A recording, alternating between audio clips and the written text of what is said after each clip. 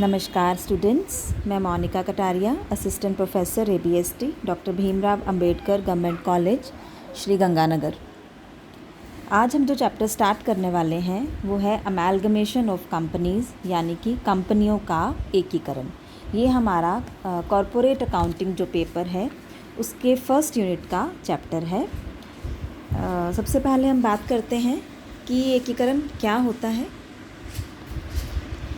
आज का जो ये प्रतिस्पर्धा का युग है, इसमें छोटी कंपनियां बड़ी कंपनियों के सामने टिक नहीं पाती। छोटी कंपनियां जो होती हैं उनको व्यवसाय चलाने के लिए पर्याप्त पूंजी, श्रम और प्रबंधक इनको आदि की व्यवस्था करने में कठिनाई महसूस होती है। उनके पास पर्याप्त आधुनिक तकनीकें भी उपलब्ध नहीं होती हैं। और क्योंकि छोटी कंपनियां जो अपना व्यापार या करती हैं या जो उत्पादन करती हैं उसमें उन्हें लागतें अधिक आती हैं और उन्हें लाभ कम प्राप्त होते हैं। ऐसी कंपनियों को बड़े पैमाने पर उत्पादन से होने वाले जो लाभ हैं या कि जो बचते हैं वो नहीं मिल पाती हैं। इनकी अपेक्षा बड़ी कंपनियां बड़े स्तर पर उत्पादन करती हैं। इस कारण से उन्हें बड़े पैमाने के लाभ प्राप्त करने में आसानी होती है और जो मार्केट है उसका कंट्रोल भी उनके ही हाथ में रहता है। तो छोटी कंपनियां बड़े पैमाने के लाभ प्राप्त करने के उद्देश्य से बड़ी कंपनियों के साथ एकीकरण का निर्णय लेती हैं। ऐसा निर्णय आर्थिक रूप से कमज़ोर कंपनी को कंपैरेटिवली अधिक सुदृढ़ बनाने में सहयोगी हो सकता है और उन्हें इंटरनल और एक्सटर्नल मितव्ययताओं का लाभ उठाने में सहायता प्रदान कर सकता है। एक ही प्रकार का व्यापार करने वाली ऐसी कंपनियां अपनी कमियों को दूर करने के लिए कंपनियों को दूर कर सकती हैं तथा बड़ी कंपनियों को उपलब्ध लाभों को प्राप्त कर सकती हैं। दूसरे शब्दों में एकीकरण जो है बड़े स्तर पर लाभ कमाने के लिए एक जैसा व्यापार करने वाली दो कंपनियों के आपसी संयोजन का एक तरीका है। लेखा मानक 14 यानी कि अकाउंटिंग स्टैंडर्ड 14 के अनुसार कंपनियों के अमेलगमेशन का ट्रीटमेंट किया जाता है। तो वर्तमान में काम कर रही दो या दो से अधिक कंपनियों का समापन करके उनके स्थान पर एक नई कंपनी की स्थापना कर दी जाती है, जिससे एक नई कंपनी अस्तित्व में आ जाती है। इसे ही एकीकरण कहा जाता है। तो ये तो बात हुई एकीकरण की।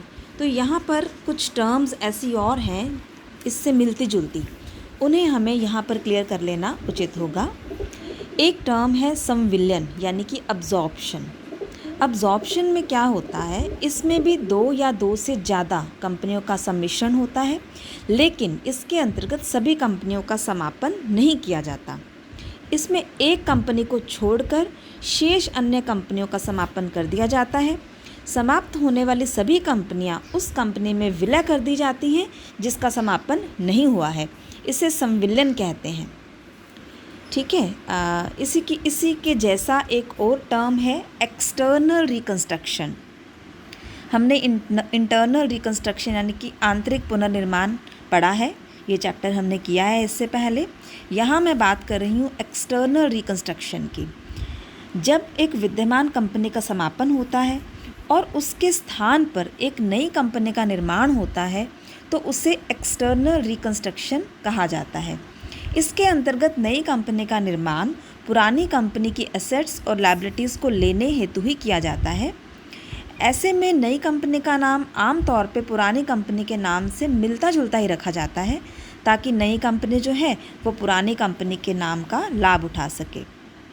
तो जो हमने अभी तीनों टर्म्स की बात करी है, अमेलगमेशन, अब्जॉर्प्शन और एक्सटर्नल रिकंस्ट्रक्शन, इन तीनों में ही एक या एक से अधिक कंपनियों का समापन होकर उसकी संपत्तियों और दायित्वों को दूसरी कंपनी के द्वारा ले लिया जाता है। यानी कि एक या अधिक विक्रेता कंपनियां होती हैं और एक क्रेता कंपनी होती है। इसलिए इन तीनों स्थितियों को ही एक विस्तृत नाम एकीकरण यानी कि अमेलगमेशन देना उपयुक्त होगा। अब हम बात करते हैं अमेलगमेशन के प्रकारों की, यानी कि टाइप्स ऑफ अमेलगमेशन।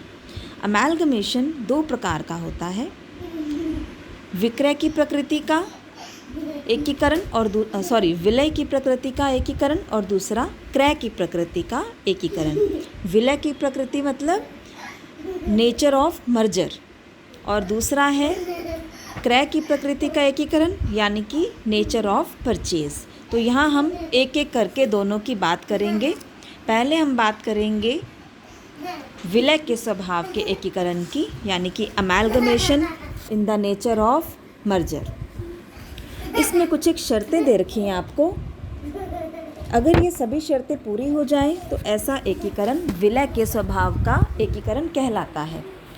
पहली शर्त है कि क्रेता कंपनी विक्रेता कंपनी की सभी एसेट्स और लायबिलिटीज़ को खरीदे, यानी कि जो विक्रेता कंपनी है उसकी सभी संपत्तियां और दायित्व एकीकरण के बाद क्रेता कंपनी के हो जाते हों। दूसरा, एसेट्स और लायबिलिटीज़ को उनके पुस्तक मूल्य पर ही खरीदे।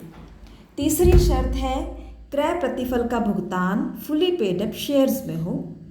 नेक्स्ट है अमैलगमेशन के बाद विक्रेता कंपनी के 90% या उससे ज़्यादा शेयर होल्डर्स क्रेता कंपनी के शेयर होल्डर्स बन जाते हों। और अंतिम शर्त है कि एकीकरण के बाद विक्रेता कंपनी के व्यापार को क्रेता कंपनी करती हो। तो ये यदि सभी शर्तें पूरी हो रही हों तो ऐसा अमैलगमेशन का जो नेचर है वो मर्जर का नेचर है उसका, यानी कि वो विलय के स्वभाव का एकीकरण है। अब हम बात करते हैं क्रय के स्वभाव के एकीकरण की। क्रय के स्वभाव का एकीकरण यानी कि amalgamation in the nature of purchase. अभी हमने ऊपर कुछ शर्तों की बात करी जिनकी पूर्ति होने पर एकीकरण विलय के स्वभाव का कहलाता है।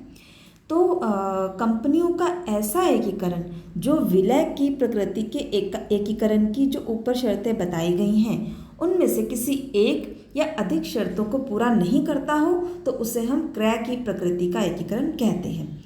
या इसे दूसरे शब्दों में ऐसे भी कहा जा सकता है कि जब क्रेता कंपनी विक्रेता कंपनी को खुद की किन्हीं शर्तों पर खरीद सकती हो तो उसे क्रय की प्रकृति का एकीकरण कहते हैं। तो आज के लिए इतना ही। Thank you so much.